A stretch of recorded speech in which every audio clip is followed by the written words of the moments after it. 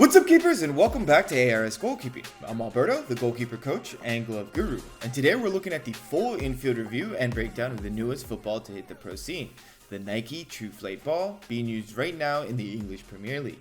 And ever since its drop, keepers like me have been side-eyeing this new football for a few reasons.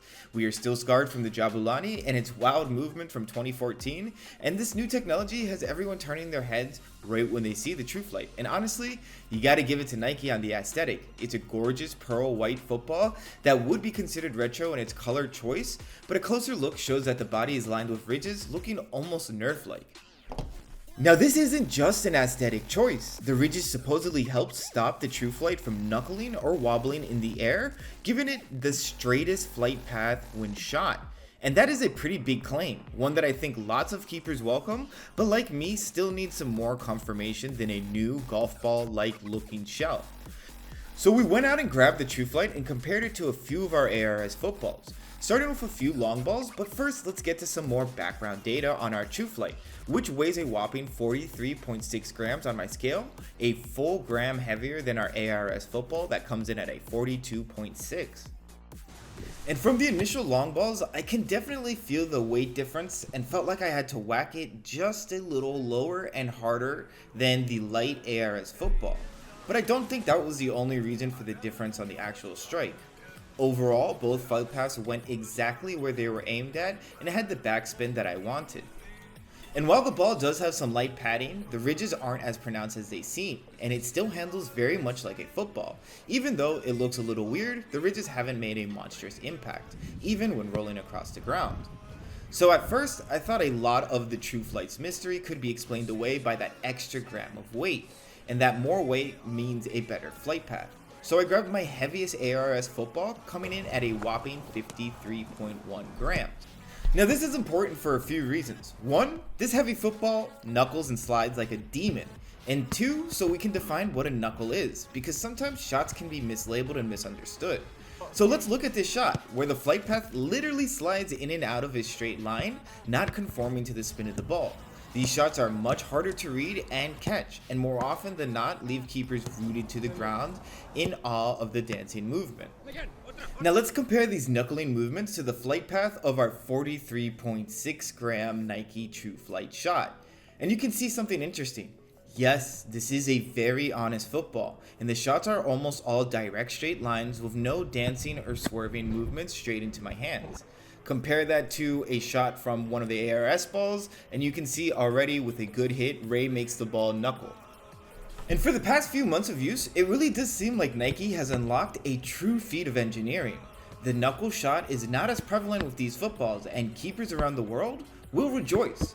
But it isn't all perfect in the True Flight world. As always, there seems to have been some give, and I have heard it from several players, and I feel it myself when it comes to distribution. The True Flight is a little more difficult to get under and send higher and farther than its counterparts. The difference isn't massive, but I did notice that my hits were about 2 to 4 feet shorter on average when hitting long balls. And I think this has a lot to do with the material and the way that it's assembled. And when we talk about the makeup of the True Flight, it's nothing like the other footballs that range from a 12 to 24 to even 32 panels, all sewn, stitched, or glued or pressed together. The True Flight comes in a massive 4 panels construction with absolutely no stitches, almost invisible seams that have been fused or heat glued together, which I think is the real secret behind the True Flight's flight path, solid structure and hard outer shell. The ball is a perfect little circle with little to no seams or stitches to lose power or direction when dealing with air resistance or flexing of the ball when hit. And finally, I do think Nike has made a ball that's almost completely knuckle free. I say almost because I'm certain that there are certainly top level shooters that can make this slide and knuckle, but even more to the point, the ball doesn't knuckle, but it does dip. I have noticed that the Nike is more often than not looking to bounce right before the goal and can have a significant dip if caught on the bounce or caught correctly. It can just drop down very, very fast. And short of being very dirty from all the mud on the grass fields, the True Flight seams are still almost indistinguishable, and the pattern is all on pristine condition. When it comes to durability, it might be one of the most durable pro level balls on the scene. So is this the new nightmare that is going to haunt goalkeepers in 2020? No, it definitely has a much truer flight path, and really the only area I see keepers having an issue in catching up to is a slight change in the hit for distributing out of the back. And if anything, I hope to see a lot more holds on these bad boys, even though they feel and weigh a little bit tougher. You can watch that ball much more comfortably into your hand, and you know that it's going to have a much more straight attack with a slight dip at the end. For the price of about 160 US dollars or 120 British pounds, the Nike Flight Ball is an amazing new piece of technology that is definitely pushing what we are used to in the football world, which is something that I absolutely love. And it does give you the top of the line quality and durability for a super premium price.